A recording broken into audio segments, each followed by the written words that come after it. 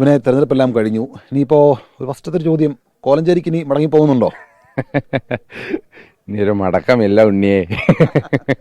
അപ്പോൾ അത്രയും വലിയ ആത്മവിശ്വാസത്തിലാണ്. തീർച്ചയായിട്ടും വിജയിക്കുമെന്ന ഉറച്ച ആത്മവിശ്വാസമുണ്ട്.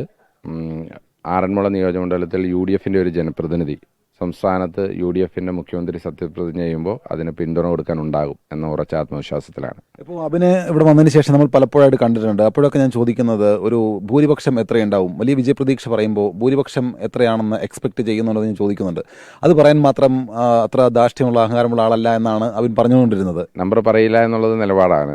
പക്ഷേ ഒരു കംഫർട്ടബിൾ അല്ല, ഒരു അൾട്രാ കംഫർട്ടബിൾ മെജോറിറ്റി അത് ആറന്മുളയിലുണ്ടാകും. ആറന്മുളയിൽ UDF ഒരു അൾട്രാ കംഫർട്ടബിൾ മെജോറിറ്റിയിൽ വിജയിക്കുമെന്നാണ് ഞാൻ പ്രതീക്ഷ. അപ്പോൾ അത്രയും വലിയ കോൺഫിഡൻസിൻ്റെ പിന്നിൽ ഏതൊക്കെ ഘടകങ്ങൾ ഈ തെരഞ്ഞെടുപ്പിൽ സ്വാധീനിച്ചിട്ടുണ്ട്? UDF അനുകൂലമായിട്ട് ഏതൊക്കെ ഘടകങ്ങൾ ഉണ്ടായിട്ടുണ്ടെന്നാണ് വിശ്വസിക്കുന്നത്? അത് ജനമെന്നുള്ളതാണ് ആദ്യത്തെ ഘടകം. ജനം കഴിഞ്ഞ 10 കൊല്ലമായിട്ട് കേരളത്തിൽ ജീവിച്ചു എന്നുള്ളതാണ് ഘടകം.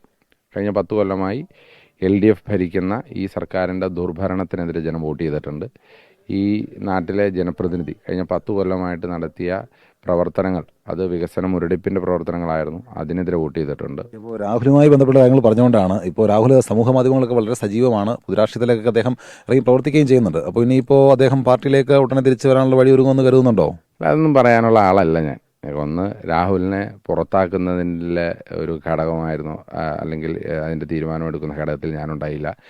തിരിച്ചെടുക്കാനാണെങ്കിൽ അങ്ങനെ ഒരു തീരുമാനം എടുക്കേണ്ട ഘടകത്തിൽ ഞാൻ ഒരു ഘടകമല്ല. അപ്പോൾ അതുകൊണ്ട് അതൊന്നും ഞാൻ പറയേണ്ട ആളല്ല. പാർട്ടി നേതൃത്വം ഉചിതമായ സമയത്ത് ഉചിതം പോലെ തീരുമാനമെടുക്കും. ഇപ്പോൾ ആറന്മുളയിലെ കണ്ണാടിയിൽ നോക്കി ഇനിയിപ്പോൾ ചിരിക്കുന്നത് അബിൻ വർക്കി ആയിരിക്കുമെന്നുള്ള വലിയ ആത്മവിശ്വാസം ഇപ്പോഴും ഉണ്ട്. അത് ഏത് കണ്ണാടിയിലാണെങ്കിലും ഞാൻ ചിരിക്കാറാണ് പതിവ്. പക്ഷേ ഞാൻ ഉറപ്പായി പറയുന്നു, ആറന്മുളയിൽ ഐക്യജനാധിപത്യ മുന്നണി വിജയിക്കും. അത് വളരെ അൾട്രാ കംഫർട്ടബിൾ മാർജിനിൽ ഞങ്ങൾ വിജയിക്കും. സംസ്ഥാന നിയമസഭയിൽ ഒരു കോൺഗ്രസിൻ്റെ മുഖ്യമന്ത്രി സത്യപ്രതിജ്ഞ ചെയ്യുമ്പോൾ ആറന്മുളയിൽ നിന്ന് കൈ ഉയർത്താൻ UDF ജനപ്രതിനിധി ഉണ്ടാകും. ഓക്കെ, അപ്പോൾ എന്തായാലും ആറന്മുളയിൽ നിന്ന് ഇനിയൊരു തിരിച്ചുപോക്ക് എങ്ങോട്ടുമില്ല എന്നുള്ള കാര്യങ്ങൾ തന്നെയാണ് അബിൻ വർക്കി പറയുന്നത്. ആറന്മുളയിലെ കണ്ണാടിയിൽ ഇനിയുള്ള മുഖം, ചിരിക്കുന്ന മുഖം അബിൻ വർക്കിയുടേതായിരിക്കും എന്നുള്ള കാര്യങ്ങൾ കൂടി വളരെ ആത്മവിശ്വാസത്തോടു കൂടിയാണ് അബിൻ വർക്കി പങ്കുവെക്കുന്നത്.